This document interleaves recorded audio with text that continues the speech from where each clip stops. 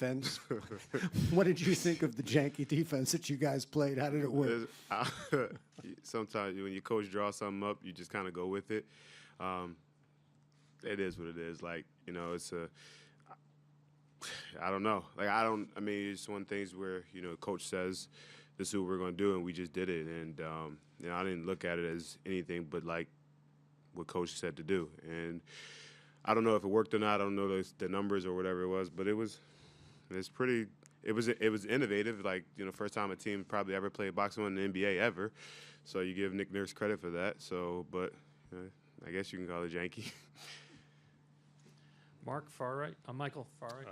Kyle, Michael Grange here from Sportsnet.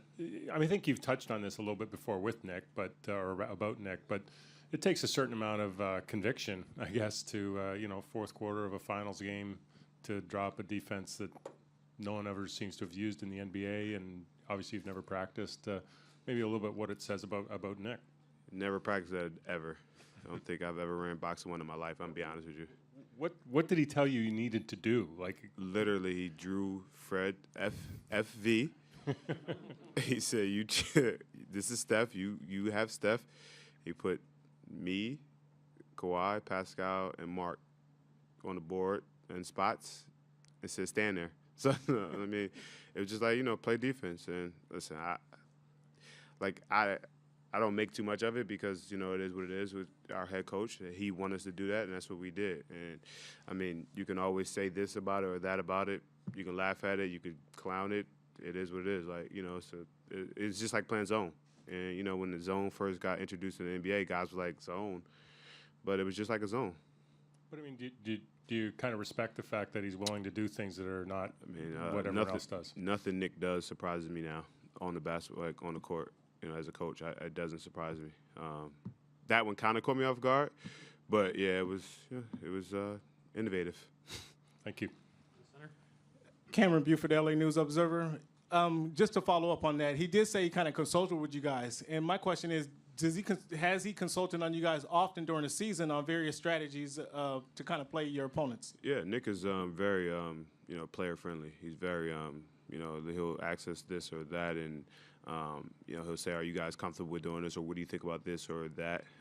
You know, and a lot of the times the situations that he puts us in are to be successful. You know, he's done a good job of, you know, this year letting Pascal play kind of point forward games and, you know, putting out different type of offenses and schemes and, you know, defensive schemes. And, you know, he's been really good. I mean, we're in the finals for a reason, and he's helped us get here. Sixth row on the left. Kyle, Scott Stinson, National Post. KD is out, Looney is out, Clay is questionable. Do you come into Game 3 with any sort of sense of urgency that this is an opportunity you guys really have to seize? I think we come into a sense of urgency, period. No matter, you know, the situation, we want to win as many games. We want to be the first to four. And every game is an urgent game. You're in the NBA Finals, so it doesn't matter. They still got professional basketball players down there, and they're really talented basketball players. So you still got to be ready to go out there and play your butt off and play hard. Any other questions for Kyle? Michael? Kyle, you guys had two stretches in that game. Obviously, the first 6 minutes of the third and the last 5-6 minutes of the game. I think you generated 5 free throws out of those two stretches. Anything about them that stand out to you, why you guys could go so cold for nearly a quarter of the game?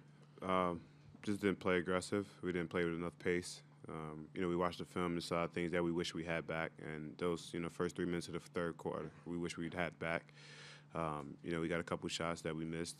Just the overall urgency of coming out with the third quarter, knowing how good they are as a good third quarter team, we got to be a little bit more aggressive and assertive.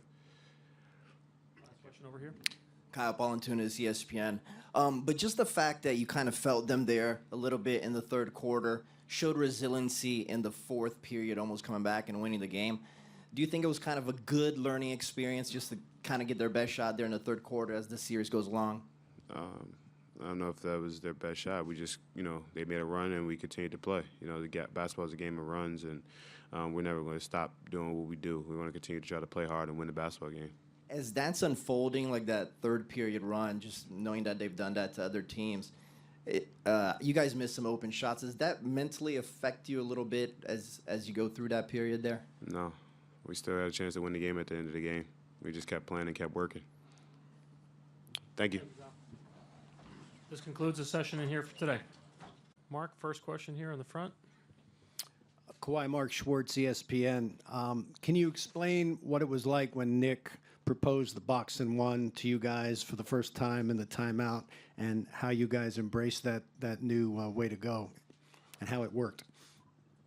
I mean, at that time, you just, listening to the coach and trying to win the game. So we just, myself, I'll just speak for myself. I just went out there and tried to execute. At times, coming back in transition on the floor, we forgot that we were in it, but we just kind of talked it out and still got into our locations. Do you think it can work in stretches for the rest of the series? Probably not. I mean, Clay definitely wasn't on the floor at that time. There's no telling when KD's going to come back either, so I don't think it will work. Tim in the back.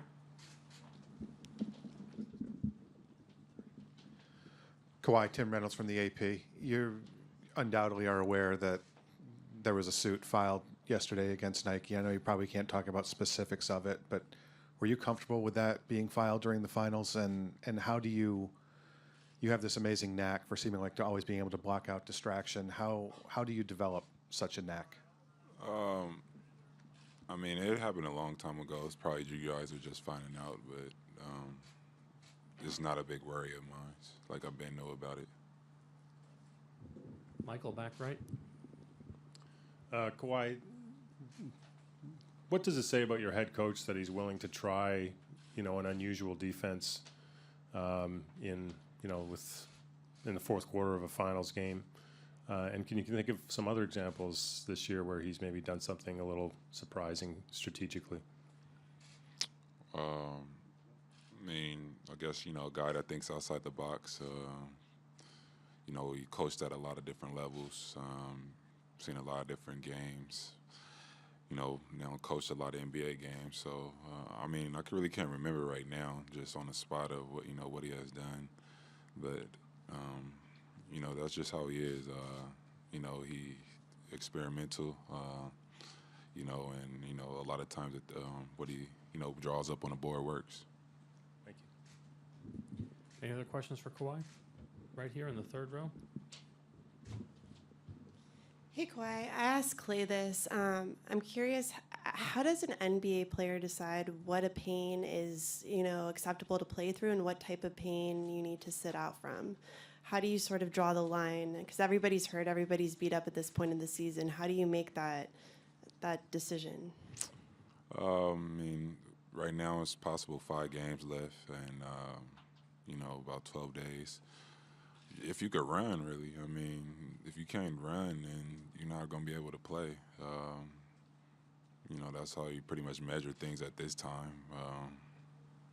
That's all I could really say. If you can run, you definitely just cannot play. And just see how it goes in the first quarter. Did it get worse or not? You might be able to start the game off running, but then you might not be able to, finish as good as you started just from fatigue and, whatever is bothering you at that time. Greg, next row back. Kawhi, Greg Logan of Newsday, New York. Can you describe your thoughts on the job Toronto did managing your load during the season to allow you to play 40 minutes a game and be dominant in these playoffs? And we've seen you limp a few times. Are you fully 100%, or are you slightly compromised? 100%. I'm on the floor. I mean, there's no excuses. Everybody knows everyone's banged or bruised up at this moment. I mean, pretty much you heard it before. Coming into the season wasn't, feeling healthy.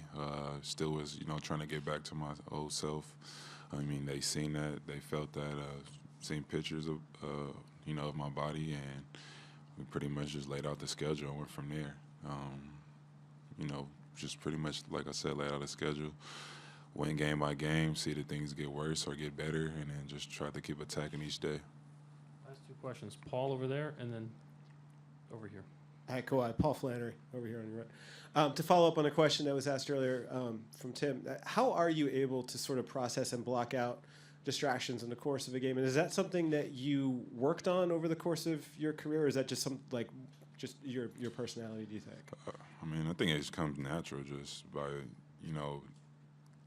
all NBA players, you know what I mean? It's just so much distractions from you, playing in high school to college and, becoming a pro. So it's probably just pretty much second nature at this point. And like I said, I know about this, way before even playoffs started.